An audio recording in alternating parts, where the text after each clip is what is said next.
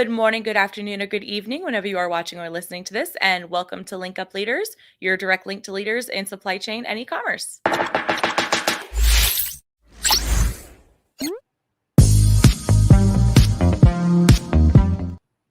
My name is Lisa Kinski. I'm your producer and co-host, and joined as always by Francois Jeffrey. Francois, hello, how are you? I am fantastic on this Monday morning. How are you? I'm good. You have a lot more energy than I do. I'm so tired. Okay. So I checked my Whoop, and Okay. like I do every morning, I put did all the swipes of like, hey, what did I do yesterday? And the past 2 days, I've gotten some of the most amazing like recovery and sleep that I've ever gotten. I usually Really? like average about like a 65 to 75% recovery. In the past 2 days, I got like 95 yesterday and then 93% this morning. So what And I did you don't do know. differently? I don't know. I want to say it's from going to the gym more frequently and for longer periods. That's the only change, and not drinking on the weekends. So so That'll do that it. might actually be it. You didn't drink this weekend? You were hanging out with Mike. No, I mean Fridays we had some beers. We went to the driving range, but yeah, Mike, our former coworker, not Mike Bandar, which we were going to FaceTime and shoot some balls, or hit some balls. But no, I mean, that was fun. Really wanted to go see the new James Bond movie and that new Marvel movie, but I couldn't bring myself to go do that alone. I don't know. Like, I love going to the movies alone, but then it's like, I don't know. It feels weird. like maybe I'll just wait to hold off till I go to Pittsburgh and see it with Kate. Yeah, go do that with Kate. I don't think I've never gone to the movies by myself, but I've never gone many times. Like had a movie that I was like, I have to see this like bad enough to go alone. There is one movie, it's House of Gucci, that is going to be out like 2 days before Thanksgiving or something. It stars Lady Gaga, so whether or not somebody comes with me, I'm gonna go see that movie. Like, yeah, I mean, there's a few movies that I like. I'll go see like comedies by myself. See, Megla agrees. She's tuning in through Facebook. She says going to the movies alone is no fun. Also, you're more prone to eat like the whole thing of popcorn too. You don't have any helps. You usually leave like stuffed and uncomfortable. Yeah, I don't know. It's no fun. The thing is, I always feel like a slight bit sad at the end of it, where I'm like, well, shit, I could have enjoyed this with someone else. But like when I'm going, I'm like, I don't care to see this with anyone. Like, I know Kate's not into the movie, for example. I'm not going to force her to go see it because I know she's not going to be into it while we're watching it. So I'm like, I'd rather go alone. But then at the end, it's just like, I just sat here alone for 2.5 hours. Yeah, like talk about it with on the way home, like that kind of thing. Yeah, I don't know. Yeah. I mean, maybe that's it. But how was your weekend? It was good. It was event filled. On Friday night, I drove up to Woodstock and we had a first Bork Day party for my friend's dog. And then, yes, we had a birthday party for a dog. It is ridiculous and I have no shame. On Saturday, a very dear friend of mine got married and she looked absolutely perfect and it was a beautiful event and I cried like a baby. And then on Sunday, had a baby shower where I ran around with an 18-month-old on my shoulders for a fair amount of time. So I'm very sore and physically exhausted. You were a lot busier than me. I was here Saturday, worked for a few hours, got caught up on a few things. Yeah, and then Sunday, got a haircut, and then came back and worked for a few hours, got a few more things done. Yeah. Did a little bit more reading into the Lean Startup as well as Chloe Thomas's book. Oh, yes. Oh, crap. I forgot to order that. E-commerce marketing. It's a great book so far. A lot of actionable insights to go into it. So shout out to Chloe Thomas. But yeah, overall, great weekend. A lot of energy. Didn't even need coffee this morning. Good for you. I'm good to go. I'm on my second caffeinated tea in my new spooky mug. Yay! Oh, that's awesome. My little ghosty. Well, let's hear how our guests' weekend went. Megla said busy weekend, little celebratory, little happy hat. Megla, thanks for tuning in. For anybody else that's tuning in live, be sure to say hello in the comments. Ask our guest today, Jason Magee, any questions that you have about the information that he's sharing. And let's go ahead and bring him on. We've got Jason with Teikametrics today. Hello, Jason. How are you? Hey guys, how you doing?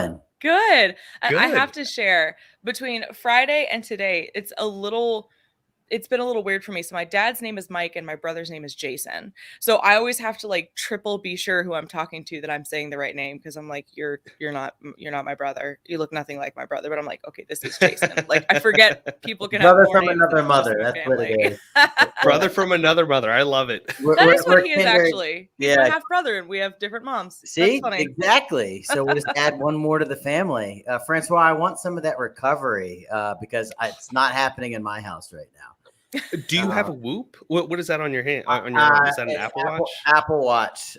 You and Joe Rogan love the Whoop. Let me tell you. And Bert Kreischer and Tom Segura. Yeah, they're all on it. Oh, there you go. I did first hear about it from him, but since I heard about it from him, all of my friends, even friends that don't listen to him, are adamantly against Joe Rogan, will get the Whoop. And we have like our own club in it. We see when each other work out. We can like post in our little group like, hey, do something today because you're clearly like, there's a lot of things I could have said there.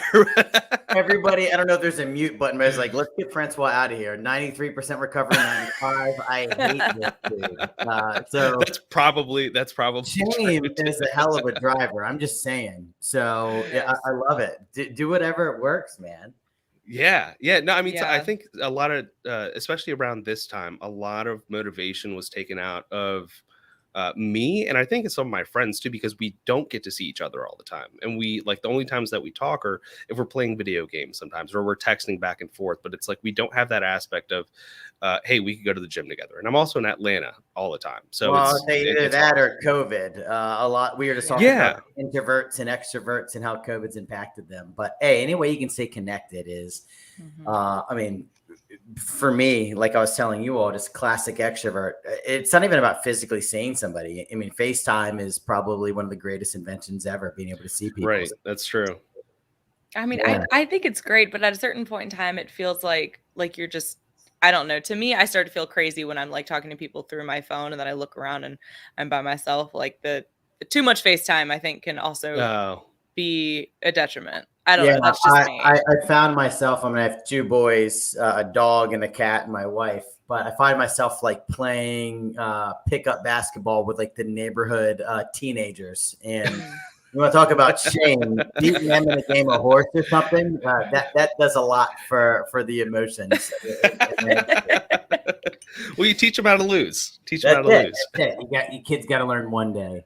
It's been great. And guys, thank you so much for having me. I've been really looking forward to this. Yeah, thank you so much for coming on. It's been a while in the making. I know you guys have been super, super busy. But go on ahead and let everybody know a little bit about your background, what you do over at Teikametrics, kind of what Teikametrics does. Just give us the rundown. Yeah. And pre-Teikametrics. I'd love to learn a little bit before Teikametrics. Yeah. Well, I'll give the quick Reader's Digest version. My name's Jason Magee, Senior Director of Sales and Business Development at Teikametrics. Let's see, been in the e-com space for probably the last 9 years, give or take. I used to run partnerships for a company called World First that was acquired by Ant Financial, where they actually created a network, a banking network of local bank accounts for cross-border Amazon and e-commerce sellers to capture the revenue from overseas, bring their money back, but also be able to make outgoing payments to pay suppliers, et cetera. So that was my first taste in e-com years ago, and running partnerships, just trying to find other like-minded companies and people. I had cold called Alistair McLean Foreman, who's the CEO of Teikametrics. So he and I cold called him about 7 years ago, just to partner. And he and I just became very good industry friends. And long story short, after that had run its course, I had joined Teikametrics, and we are a marketplace optimization platform. So what we are able to do is we're able to plug in and sync not just advertising data, but a lot of market intel, profitability metrics, and all these different levers that affect how one should advertise on Amazon, Walmart, eBay, et cetera. So what we do is we understand all these pivot points that actually can affect how your business is ran. And then we leverage all this data to actually turn that into leverage you can pull, especially regarding advertising. Look, if you have $1 to spend, what product, what channel, is it even worth advertising? Those are some of the things that we're actually able to solve for our clients today. So yeah, We've been around since 2012. We just raised a Series B of around 40 million, just a couple months ago. Thank you. Congrats. Yeah, it's nice to be in. For all the we talked about this being glass half full. For all the other things happening in COVID, having it be just a detriment to people. I mean, we're riding the wave of the shift to e-commerce, and it's great to see that accelerated. So we've doubled our company from about 120 employees, about 250 since COVID happened, and it's just because we're helping people. We're helping companies scale, and it's a really fun place to be. So here I run a large cohort of the sales team, but also deeply involved with. I've been the commercial owner of our partnership with Walmart since we became their first API partner back in 2019. And we're always looking for how do we just be obsessed with the customer and provide solutions and connections for them to grow their business. So I said Reader's Digest version, but that was probably about a minute and a half, 2 minutes. But yeah, that's a little bit about me. Yeah. Well, and that leads, last thing you said there being one of Walmart's, you said their first API partner back in 2019. That's So, correct.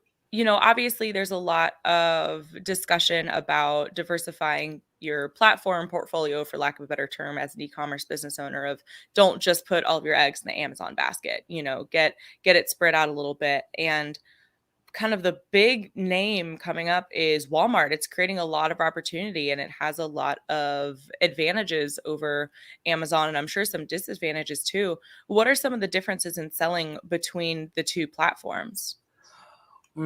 Well, how much time do you have? Oh, sorry, Francois, were you about to say something? No, I was gonna. It was in my mind. How weird is that to say, like Walmart being one of the up and coming names? Yeah, when Walmart has such a hold on just the standard retail market. Well, see, the thing that Amazon has done so well is they've made it a very just easy place for a company, especially brand owners, resellers as well. But I mean, it's catered towards folks who own their own brand, especially now more than ever. They made it very easy to streamline all of these processes between just being able to have a platform that has billions of unique views, but also the whole logistics aspect, right? Being able to have them pick, pack, and ship everything on your behalf. The thing that I love about Walmart is, yeah, they've been a huge retailer, and they're obviously number one retailer in the world. I think Amazon just eclipsed them with that title. But they've made so many investments into e-commerce because honestly, they have the money and resources, and they hired a lot of the right people to be able to help make it become a great place to do business. So the thing that I always like to tell people, especially folks in the States, and I realize this is a global viewership here. Mm-hmm. Some people have this sort of like shtick in their mind that Walmart, lower value items, cheap items, 90% of the world lives with, or 90% of the US lives within, 60 miles of a Walmart, something. I probably butchered that, but you have the Amazon online environment, like, the demographic of who is Prime member, but then you have like the Walmart in store. Walmart online is a lot closer to what Amazon is online than it is sort of the in-store model in a lot of ways. And you look at what they've done. I mean, they've acquired Bonobos, Moose Jaw, they just brands that you typically wouldn't associate with when you think about Walmart. And they've also then acquired a lot of other third-party companies like Jet that allows them to really just double down on e-commerce. So I think the main thing is Walmart's clearly the number 2 marketplace to sell on. They have a lot of similarities compared to Amazon and how simple it can be to sell there. Right now, it's about the one stat that I love, and I probably need to get it updated just because the market shifts so much. But for every one seller on Amazon, there's about 2,100 unique visitors. But on Walmart, for every one seller, there's about 27,000 unique visitors. So even though there's a lot less traffic comparatively on Walmart, you're a bigger fish in a smaller pond. And if you think about advertising, which is at least right in this moment in time, the core of what we do, 95+% of brands and brand owners are advertising on Amazon. On Walmart, that probably hasn't even eclipsed 10%. So you're bigger fish in still a huge pond, just not quite as big as Amazon. And those who are leaning in have that first mover advantage. So those are just some nuggets that I think are just great about Walmart and the opportunity. Amazon obviously still a clear number one, but just as you said, Lisa, it's not about keeping all your eggs in one basket. If you're really going to be a legit D2C brand and, grow, you need to be looking at having your own website, building a massive email list, but also Amazon, Walmart, these other channels. That's how you're growing a brand and having those roots of the seeds you've sown sort of infiltrate the ground. Mm-hmm. Do you think that Walmart today is what Amazon was in like 2015, 2016? Because everybody kind of grabs those 2 years and is like, man, that was the time to get in. Like if you were doing it then, The golden years. There were the golden years, man. Like, would you say that's kind of where we sit with Walmart right now? In some ways, but Amazon had to pioneer their own path. So they had to figure it out, a lot of it, all of it themselves. Walmart has the beauty of history and learning from what Amazon did. So yes, they're behind in a number of ways. I think they've accelerated in ways we can talk about and actually in a better position than Amazon. I would say from a tech and some capabilities perspective, I think that's a fair statement that, Amazon has a leg up, have been doing it a lot longer, but Walmart's able to accelerate that learning curve and actually do things quicker than in some ways it took Amazon to accomplish that. So doesn't Walmart technically have the benefit of having like way more distribution centers essentially? Like, don't they have actually more physical distribution centers, or they can like use their stores as distribution centers? Somebody we talked to said something about that. I'm sure, and I haven't looked up the number of like distribution centers that Amazon has. Yeah, I would have to say on paper, absolutely. Walmart still hasn't fully tapped into that yet. Where, maybe an ideal state is you can go and buy items on Walmart.com unrelated in store and obviously return it there or different things like that. But yeah, I mean, but one thing that Walmart's done that I think's allowed them to, it's sort of like build, buy, partner mentality, right? I'm going to build it myself. I'm going to buy a company who's done it, or I'm going to partner. Walmart's actually leveraged all three very well. Like case in point. Before Walmart had Walmart Fulfillment Service, which is the equivalent of Amazon's FBA, they would partner with companies like Deliver, where you could plug into the Deliver network, have automatic, have the 2-day shipping tag. And that allowed them to gain ground where instead of having to build it themselves, and it's a long time to do that internally. Yeah, definitely.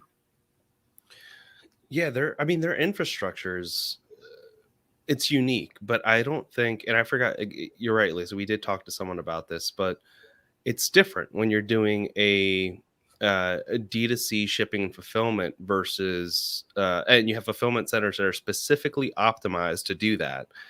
And you have an entire infrastructure, including the Sprinter vans, including the Amazon, app where Amazon drivers can be contractors and essentially just go to fulfillment centers, pick them up and deliver them themselves, versus having Walmart stores. And you have people that can pick and pack maybe, but not have that, last mile delivery infrastructure built out.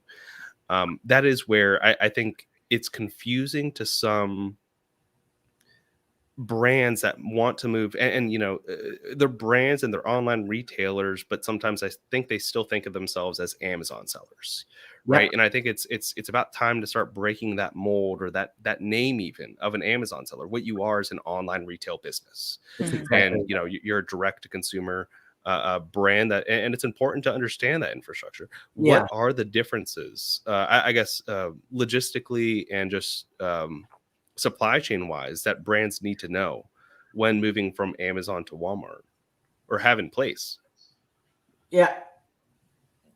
Man, there are so many different directions to take this. I think one thing to know, I'm gonna throw out a couple different ways to think about this. I remember one, realistic expectations, like what revenue can I drum up on Walmart? I remember 2 years ago, if somebody was doing 10% of their Amazon revenue on Walmart, that is what good looked like. Now, today, we're seeing that be 20, 30% of their Amazon revenue done on Walmart. In some number of cases, folks are actually doubling down more on Walmart and not Amazon. So I think that's one aspect that people need to think about is, hey, is the juice worth the squeeze? If I can have a fairly similar business process on Walmart that I do Amazon and generate 20, 30% of my revenue on that channel, is that worth it? Now that scale is finally tipped where a lot of people say yes. Another thing too is what people often don't consider, which is kind of crazy to me, is they think they can go and just put all the same products that are on Amazon on Walmart and have the same result. Well, you have to consider the life cycle of that product on a particular channel. So if you've been selling this same widget on Amazon for the last 3, 4, 5 years, you cannot expect to do that overnight on Walmart.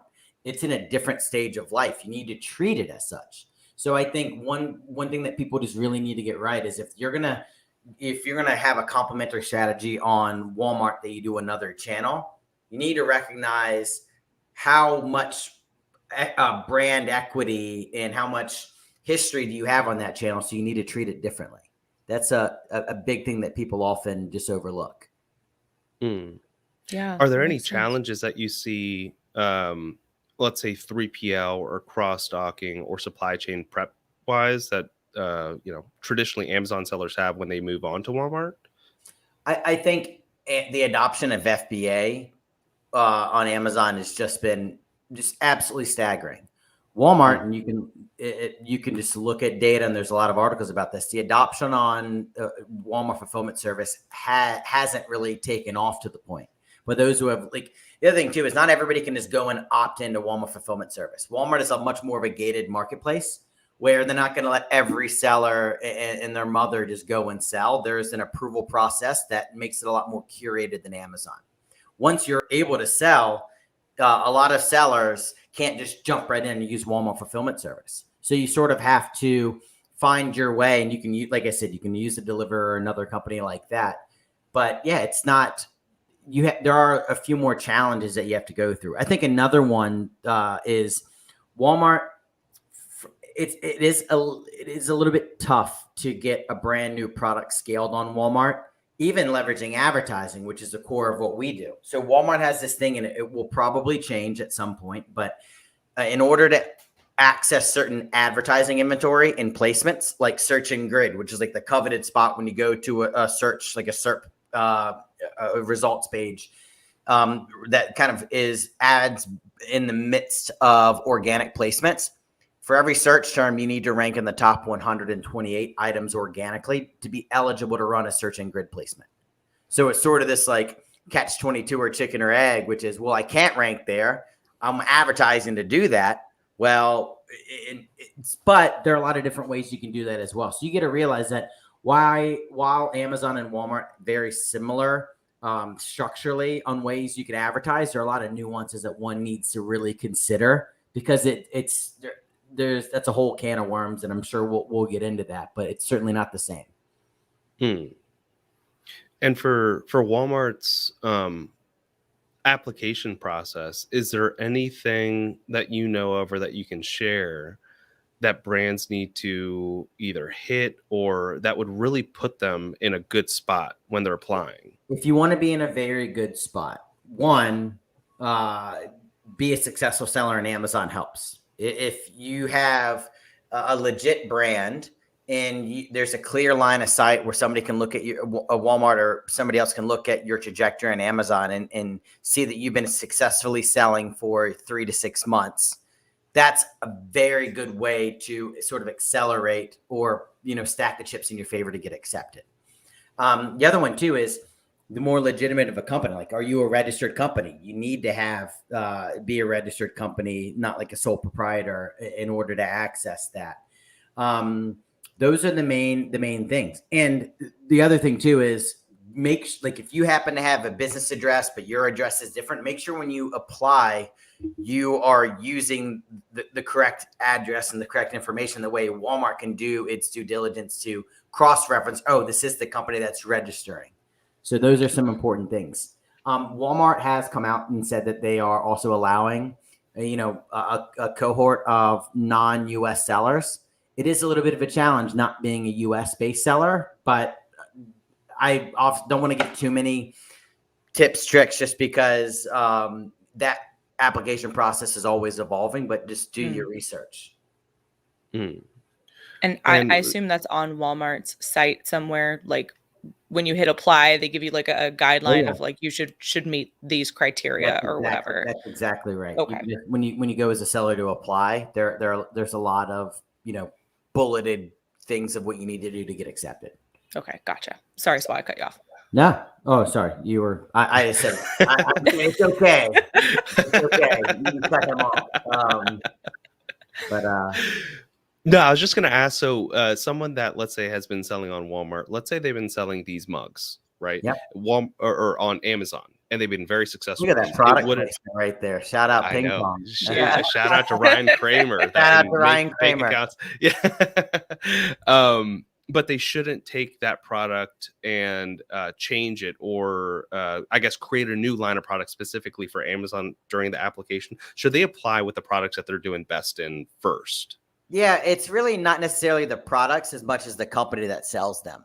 So I would say if you're a first party vendor on Walmart and or Amazon, you can run into some challenges if you're selling the same products. Like if Walmart is buying your inventory as a 1P vendor, but you as a seller on Amazon, or maybe even a vendor on Amazon, if the price is lower there, your listings can get suppressed. So you can have some channel conflict there. It's less of a challenge if you're a third-party seller where you have 100% ownership of the pricing of your products on said marketplace. So, that's a whole new topic about 1P versus 3P. But the one thing I would say on that too is we do see folks who are third-party seller on Amazon, but on Walmart, they choose to be a vendor because you have this whole in-store play, which is awesome. So imagine Walmart has this entire omni-channel approach, which in my opinion, they're doing such a good job with it, which is, hey, we don't care how or where you find a product on Walmart. We just want to make sure that we're touching every consumer at the right, wherever they are in the decision-making or buying process. So we see a lot of sellers who have a products online, but they're also in store. So there's a pickup and delivery option where somebody can make a purchase online and have it either shipped to their home, if they're Walmart Plus, or go pick it up curbside. Man, that's awesome. I love that aspect of it. Does that mean they're like on the shelves, the products? Yeah, absolutely. So like if let's just say, let's just make up a company like Francois Mugs. Let's say that you have Walmart items in store. Literally, you can walk in and you have a mod, which is a modular, this old retail term that people use. If you have it there, not only can they walk in the store and find it, well, not only can they walk in, see they like it, go back home, order it online, you can do the flip. I see it online. Oh, I'm going to walk into a store later today. I'm going to buy it. Or I'm online. I actually just want to have it picked up curbside. All of that's omni. It's not like the one trick pony of, just online only. And what about the categorization? Because that seems like it gets a little bit more complex. Let's say I'm selling HDMI cords, right? And my shtick is selling to PC gamers rather than just the everyday, I want to buy it for my TV. Who decides on Walmart where that's being categorized?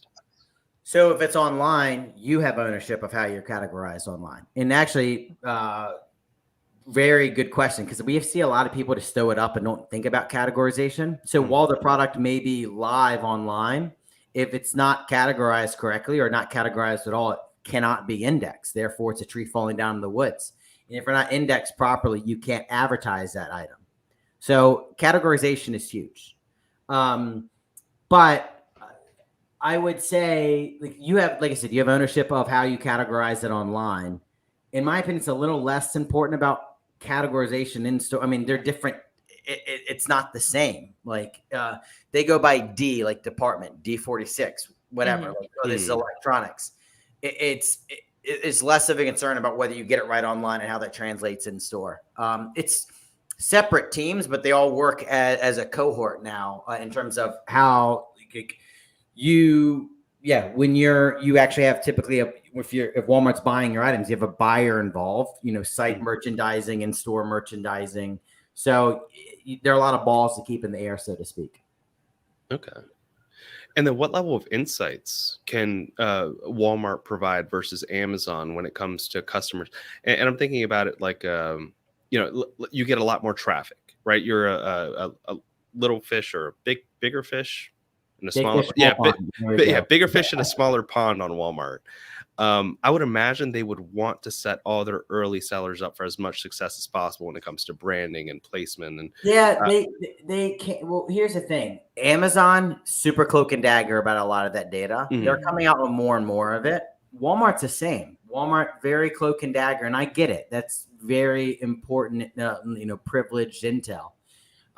But the challenge, and I think where you're going to see a little bit of a shift, is there's so many tools, like pieces of tech, widgets that can get that are built in Amazon to provide data that Amazon really doesn't show. You don't see too much of that on Walmart.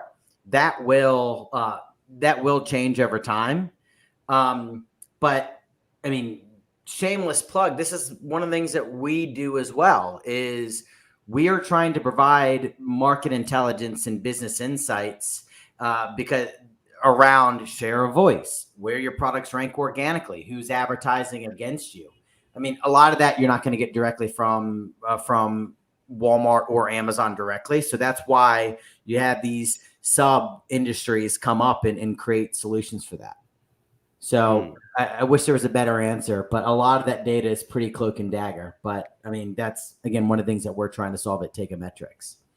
Well, what about like the relationship between the consumer and the brand owner? So like with Amazon, you have to be so careful about what you put in like your product inserts and things like that. Are you able to do more on Walmart, or have they started to restrict that down and have more like hoops? And so that was a good. Now I'm going to go back to what you said is Walmart where Amazon was in like 2015, 2016? In some ways, yes. I mean, Walmart hasn't come out, like Walmart still owns a customer. And I would say Walmart probably has less of a beefed up, systematic AI-driven process for people who don't follow the terms of service.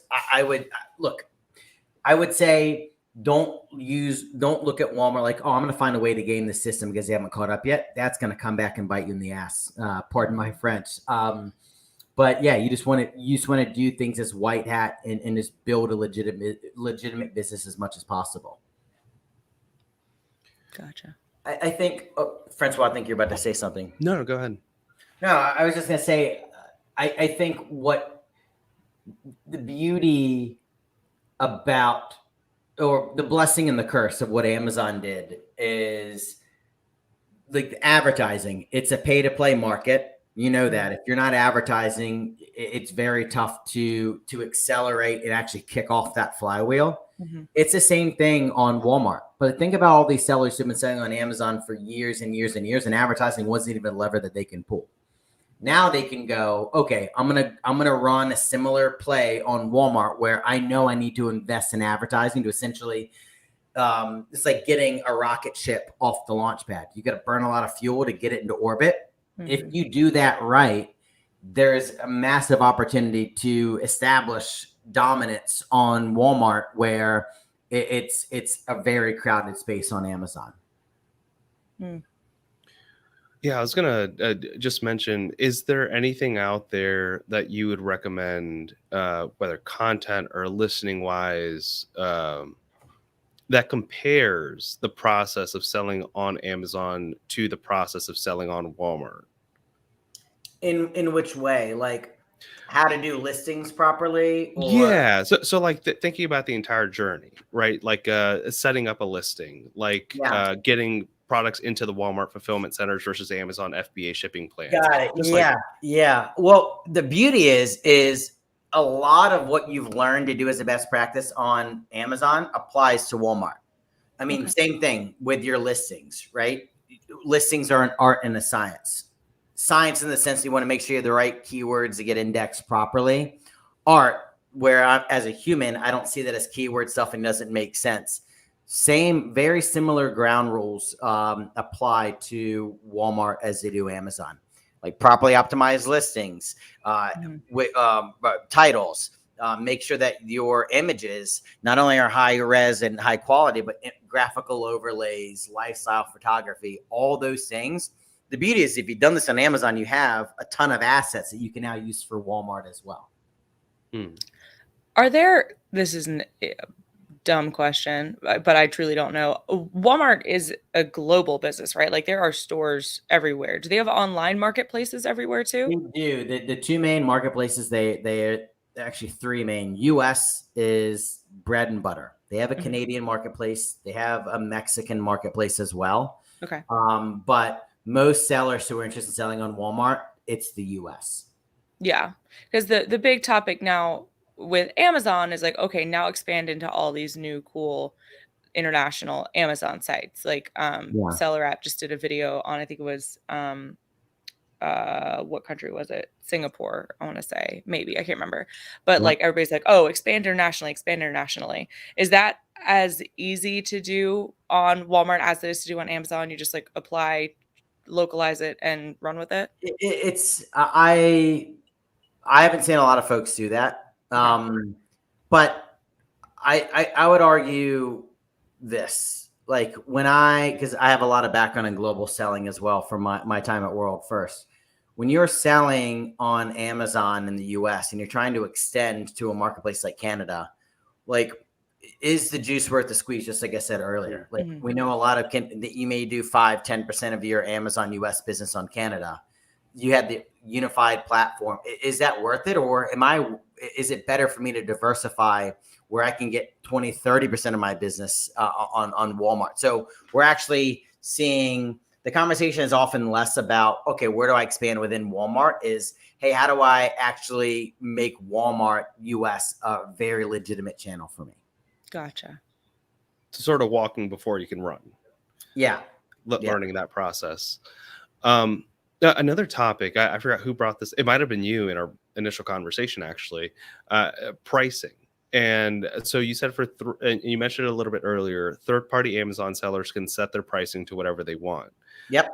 But you also mentioned that if they set it, and correct me if I'm wrong, but if they set it to lower on Walmart, the retail price there, they will suppress your listings on Amazon. Is that right? That's mainly if you're a vendor to both Amazon or Walmart. So if Walmart, they one of the core drivers is to take care of their customers and have lowest prices possible. So that mug you're drinking out of, Francois, if that is $29 on Amazon, but your Walmart price is $35, that's not a part of their ethos. They're not going to want to show or convey that product because they can find it cheaper elsewhere. So Walmart will either, remove that or suppress it because there's no price parity, or they will obviously, or they'll come to you and say, look, you can't have this lower elsewhere. Can we get the best price? But if you're a third-party seller, there's less of a concern about that because you do have control over the price on both channels. And Walmart's really there, just like Amazon, is to facilitate buyer and seller connecting and making sure the buyer has a good experience. Gotcha. And you mentioned a great point. So they'll come to you and they'll say, can I have this for cheaper? What is the relationship that Walmart holds with their new sellers? Because Amazon, it's pretty hands-off, right? You contact Seller Central if you need help with something for your third-party seller.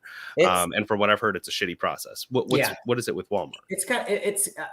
I would say it's similar, not that it's shitty. I would say that it's similar in the sense that it's a scale play. So you usually don't have as much a direct contact, but I would say there are folks that have an Amazon account manager. Walmart has things similar for either high producing and highly scaled sellers or sellers that have a lot of propensity to scale like that. So I would say it's tough because obviously I don't want to, badmouth one or the other, but like people enjoy selling it. They enjoy the interaction more. I think one of the challenges though is because Walmart scaled so much, sometimes something could take a day. It may take a little bit longer. Sometimes it could be longer and it gets done quicker. So the processes aren't as, I would say, super, parity with Amazon. But yeah, I know I know a lot of folks here by design are marketplace sellers. So I'd say it's a little bit less of an issue about your direct relationship with them. But yeah, what you haven't seen doesn't mean it doesn't exist. Maybe it's not publicized, but you're not seeing massive swaths of just shutting down sellers with no reason or explanation. So, yeah, I mean, Walmart does care about their customers. I would say they really have leaned in to the sellers too, because they want to be a place that sellers want to sell their goods as well. Very Gotcha. nice. And are they putting any sort of category limits or restrictions on, I guess just the categories? And I'm thinking more so like mugs, right? At some point when you go on Amazon, you type in mugs, you're getting thousands of listings of mugs that you just don't care about. So you start to get very granular with it. Is Walmart limiting that to a certain number of sellers? No, they're not limiting that to a certain number of sellers. But remember, it's a little bit tougher to become a seller on Walmart. So, and the beauty is, and this is like Amazon, you have to use FBA to get Prime. On Walmart, having not only the ability to use Walmart fulfillment service or use one of their verified partners, you can get the equivalent of a Prime badge with a 2-day delivery, even outside of using them directly. So a little bit of a less of a concern there, because you're not just, bogging down their warehouses at the same time. I would say this though, folks who have 2-day shipping enabled on Walmart, on average can see increased conversion rates of 41.2% compared to folks who do not have 2 or even 3-day delivery. So if you lean in and do that, you're in a much better spot to be successful. Are they even able to really offer that right now though? I mean, with all of the delays in like logistics and trucking, because didn't Amazon stop doing like guaranteed 2-day shipping because of everything going on? But I still got 1 day the other day. But yeah, but I mean, sometimes, but you still have the Prime badge, even if it does like Amazon. I mean, that's the thing is, it's 2 things. One, is the product going to get there as quick as possible? 2, even if there are legitimate delays because of the world that we live in today, you still having that 2-day shipping badge on Walmart, and Amazon doesn't remove the Prime badge if Amazon delays how long it takes to ship because of logistical issues. So yeah, I mean, it can take a little bit longer, but yeah, at least having that badge is, you just know to look for it, right? Yeah. Yeah. Oh yeah. It's a trust thing. Yeah. That makes sense. I mean, I really don't think I have bought something on Amazon that doesn't have the Prime sticker in forever, because I'm like, I want my free shipping and I want my thing. Yeah. Now. Yeah. And to your point earlier, not to, it's the way my ADD brain works, but you're asking about like somebody has 1,000 mugs. That's also why they have like the rule of 128. We have to rank organically in top 128. So they want to make sure that like a relatively safe and good quality product is ranking. Those are the ones who show up more often. So it's tough to flood a Walmart with a bunch of low quality products, because 1, it's tough to be a seller there. 2, there's like built-in restrictions that actually make sure it's a better buying experience for consumers. Well, not only that got me thinking when it comes to PPC. And one of the biggest conversations with Amazon is just how much PPC is costing sellers nowadays. And because let's say you're competing against thousands of other sellers that are selling pretty much the exact same mug, if not slight variations of it. But to most consumers, they're like, a black mug would do. It doesn't matter like what the actual design is. Yeah. Who cares? This is really the difference between like private label and brands, right? Brands are trying to build a voice and a connection to their consumers versus private label. You're just buying it from AliExpress or something and reselling it. But that 128 just sounds like they're also limiting the level of competition for PPC. What can sellers expect to pay for Amazon PPC versus Walmart PPC right now? Very, very good question. On average, cost per click, CPC is how much it costs to actually win the advertising auction on Walmart, is typically between 1/3 to 1/5 of the cost on Amazon. So what I mean is, let's say that it's $5 to win the bid on Amazon. That may be $1 or $2 on Walmart. So the actual barrier to entry from a cost perspective, it's actually more open on Walmart. So you have the ability to invest early and invest at a lower rate to be able to see that return. And is that cost made up somewhere else when it comes to, let's say, higher shipping costs or higher fulfillment costs from or storage costs from Walmart Well, no, partners? it's a separate thing. It's not like squeezing a balloon on one end so the other side inflates. It's more like supply and demand. Supply and demand of how Amazon sets their advertising auction. If you have a lot of suppliers who are like, oh, I want to bid on the term black mug. There are not nearly as many of that happening on Walmart today. So you have the ability to win at a lower cost per click. And I think we lost Lisa just now, but I know, that's fine. I know. I'm the better half. It's okay. Yeah, right. Well, yeah, she's going to listen to this and be like, what did you say? That actually is a very, very good point about that I wanted to raise about the advertising auction. So Amazon, similar to Google and other channels, they use what's called a victory auction or a second price auction. What that means is if me and you are competing against selling those black mugs, you bid $2, I bid $1. You win the bid at $2, but you pay this 1 penny over the second highest price. So you're going to pay $1.01. Granted, it's not just the cost that's involved. It's can you ship on time or do you have good reviews, etc.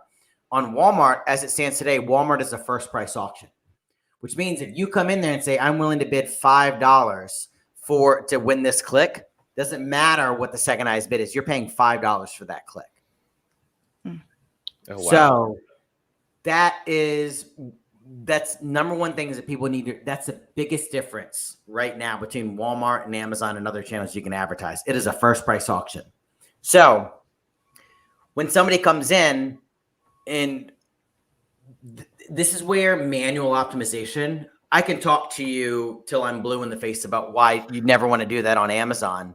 But on Walmart, if you're coming in there without tech and without the ability to understand what is the true value per click, you can really just blow through money if you don't be strategic about it.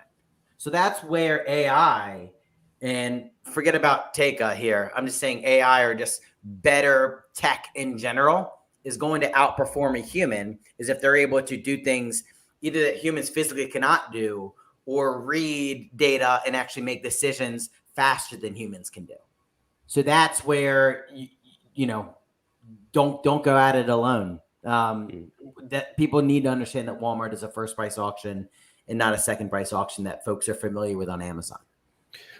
See, and this is kind of like what I was talking about before about having that comparison of just, standard, you're doing PPC or you're doing advertising on Amazon. You have all these different types of advertising that you could do. What does Walmart have to compare? You're having these bids on Amazon. Well, how does Amazon, cost per click actually work out? Yep. I would love to see a guide like that. I guess this is where the rise of courses are going to really come in. Yeah, probably. There's a lot of data. I mean, we do a ton of webinars. I mean, we try and add value. It's not about, I joked about shameless plug. It's not about stuffing us down your throat it's about people need to understand what they're getting themselves into. So there's a lot of good content that we provide on this, but let me just give you a quick overview of it. You have on Amazon, you have sponsored products and I'm going to overly simplify it. Sponsored products, search, and sponsored brands. And then you have display. And again, there's a lot of different intricacies there. On Walmart, think about Walmart. Walmart is a very similar search or sponsored products sort of play where you can run automatic and manual campaigns, similar to Amazon. So you want to run automatic campaigns to expand, where Walmart is essentially saying, hey, we're going to test these search terms. Now you can see which search terms perform well and move that to a manual campaign where you get to control the actual search term, the match type, broad, phrase, exact, and specifically how much you want to bid. That exists very similar like it does on Amazon with search. There are some intricacies and nuances here. On Amazon, where your ads show up, essentially it is parity across auto and manual campaigns, very similar inventory and placement on the sites. Walmart is a bit different. So Walmart actually just as of October 1st, before October 1st, you could not run buy box placement on manual campaigns. Now you can. So you're seeing Walmart move in the direction of giving folks more control. So simple version is, if you know the Amazon's automatic to manual, similar on Walmart, automatic to manual. There are some other nuances, which we can get into, but that's the main thing. Now, Walmart introduced Search Brand Amplifier, which is essentially the equivalent of Amazon sponsored brands, where you can have your logo, one line, and up to 3 products that show at the top of the page. That right now is only available for first-party sellers or vendors on Walmart, but you have to think, when Amazon ever rolled out something, over the course of time, it usually went to vendors first. Vendors had the ability to do enhanced brand content, which was A+ content before sellers did. That went rolled out to sellers. Amazon vendors had the ability to put videos in their listings.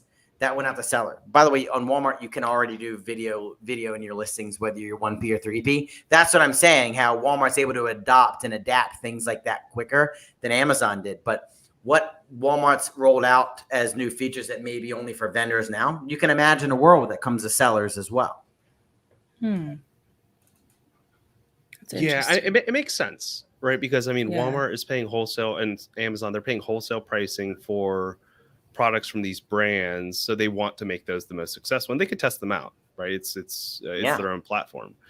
Are there any challenges that you see brands really run into as they're scaling from Amazon to Walmart? And it could be PPC related, it could just be, let's say, inventory placement related.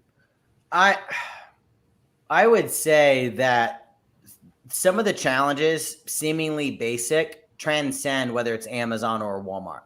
From an advertising perspective, when I say this, this is for both Amazon, Walmart, and other channels. From an advertising perspective, if you're only looking at ads data, like return on ad spend or ACoS, if you're not, everybody thinks that ACoS and return on ad spend is a North Star. No, it's not. That is a contextual point that gets me to the North Star of the flywheel effect. Is if I'm investing in advertising, is it going to help me rank better organically and drive top line sales? So when you go and build an advertising strategy, when you set up what KPIs are important to you, you need to understand how advertising is affecting organic rank, which is, we talk about tacos. There's a term that we coined back in 2018, which allows you to measure how much advertising is impacting organic sales. The other thing too is getting back to unit economics. Well, what is a good return on ad spend or ACoS that I can stomach? Well, the question really becomes, what is your margin pre and post advertising? If your margin is 10% versus a product that has a margin of 70%, that return is going to look different because the makeup of those products are different. You also then need to take into account, well, where is this product in its life cycle? Is this a brand new launch? Then yeah, throw ROAS out the door, because you're not playing the ROAS game. You're playing the product market fit game. If this product's been around for 5 years and you no longer have to establish product market fit and it's a mature product, great. The game changes then. It's more about efficiency there. So I think a lot of folks, whether they're applying this methodology to Amazon or Walmart, sometimes they miss the basics, or they're so busy they don't have time for the basics, which is, what is my margin pre and post advertising? And a big one, how do consumers make purchase decisions? So let's just think about this as humans here. If I'm going to buy one of those tumblers that you just showed, I'm going to buy that one of 2 ways. I'm going to look up a brand that I know I want to buy, or I'm going to look up a generic search term because I don't care about the brand. So if I'm Yeti and you're Francois Muggs, somebody who types in Yeti and Francois, if you're bidding and you're trying to win, well, consumers, it's harder to get a consumer to buy Francois Muggs when they're looking for Yeti. But if they're looking for Francois Muggs, they're already looking for you. So don't overinvest in your own brand, because at a point, they're already looking to buy from you organically. That's not true growth. You're better off spending your money in the generic bucket. Oh, black mug, 12 ounces keeps coffee hot. So people need to segment how they advertise based on how consumers buy products. So that's a big one, is if you had to look in the particular order, it's margin pre and post advertising, where the product is into its life cycle, how consumers buy product, how they search? Are they searching a brand, generic, competitor search term? And how much of the market do you own? Do you own any of it? What's the market intel? How do you stack up compared to what the market is today? Those are the basics. Regardless of channel, you need to have that in your wheelhouse and playbook, or else you're going to run into areas where you're not able to scale. And Teika helps with this. They have this information, this data. I mean, I imagine you also want to do this before even getting onto Walmart, looking at what competitors are on there, what they're selling it for, what their search term volume is. 100%. And I mean, for us, this is where we sit in the market. People talk about, humans versus machines. That is, you're asking the wrong questions and looking for the wrong answers. It's about, nobody can deny that machines make our lives better, like the invention of a car rather than walking A to B. But machines aren't alone going to get it done, right? Somebody still needs to operate that car for you. So the right way to do it is, how do I set up technology in AI and machine learning to do things that should be doing, but have human oversight? So it's the blend. It's a human-machine symbiosis. That's what we do. Yes, we provide the Formula One car of technology, but a Formula One car is only going to operate as good as your ability to drive a piece of machine like that. So your outputs are only as good as your input. So why, for us, our ideal sweet spot is, okay, great. We're going to give you the Formula One car. But we're going to give you a professional driver as well. So we're going to be able to show you, look, we know the course. We know when to accelerate, decelerate. When it rains, we know how to drive. Humans can do that themselves outside of Teika. Great. If you have a team and you guys are A+ at doing that, great. Leverage our tech. Buy our automobile. But at the end of the day, the brands that grow and scale the fastest are adopting that blend of a strategy. Built by a partner. Is there a specific size business, just kind of as we're wrapping up our hour here, that is best suited to work with Teikametrics? Like any annual revenue or? Well, the beauty is no matter, ideally, any brand owner, ideally. I mean, sometimes resellers, reselling is a tough game. You talk about the golden years, that's going back to 2014, 15, 16 of reselling. Sometimes resellers can be a fit if they have strategic partnerships with the manufacturer where they're able to be the only seller of that particular product. Brand owners who are doing, I mean, even if you're very small, relative and just getting started, you're spending like $500 a month on ads. Great, use our tech. But if you want that sort of blend of, hey, I'm at a point, that step change in my business where not only I need the tech, but I also need a team.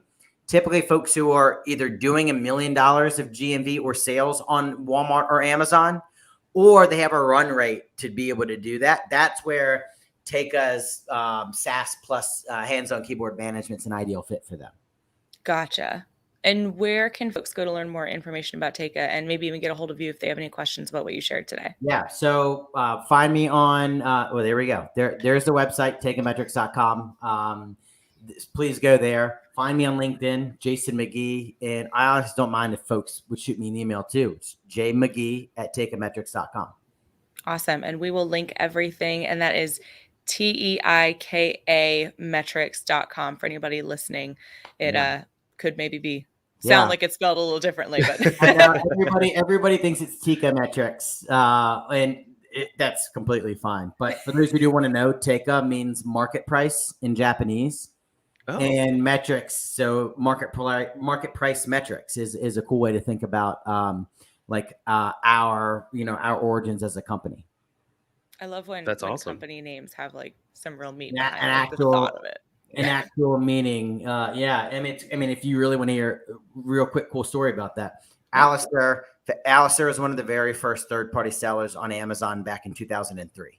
So he was so cliche, went to Harvard, was running a track at Harvard, was actually cleaning dorm rooms to pay for textbooks, and started in 2001 his own website selling products online. When he was running, he actually went to Japan to run an event and a race. And he actually found that he saw that the Japanese teams were measuring your BMI, like your body mass index, pre and post race. He's like, oh my gosh, they're so dialed in. why don't we take that same meticulous, methodical process and apply that to business? So that's actually where the Japanese, aspect came in. Influence. So, yeah, It's a true visionary. Yeah. He's awesome.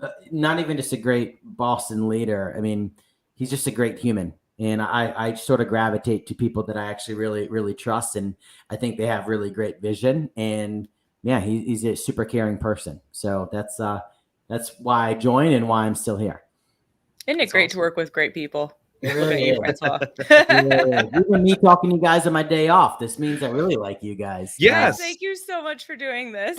We really appreciate it. Guys, I really enjoyed this. Thank you all so much. Thank you. And thank you to everybody listening and watching. As always, be sure to like this episode, comment with your thoughts, share the show with your friends, and subscribe to our channel. If you're listening on Apple Podcasts, rate us 5 stars and turn on those automatic downloads. And yeah, tune in later this week when we have, I think, 2 more episodes. I think so. You know what? Just ring the bells to turn on notifications so you get told whenever we go live. Right. Don't even tell them when it is, but like if you guys want to know, ring the bell. Ring the bell. Exactly. That's how I get notified too. So it's fine. Yeah, 100%. Guys, thank you so much. Thank you so much. Bye, guys.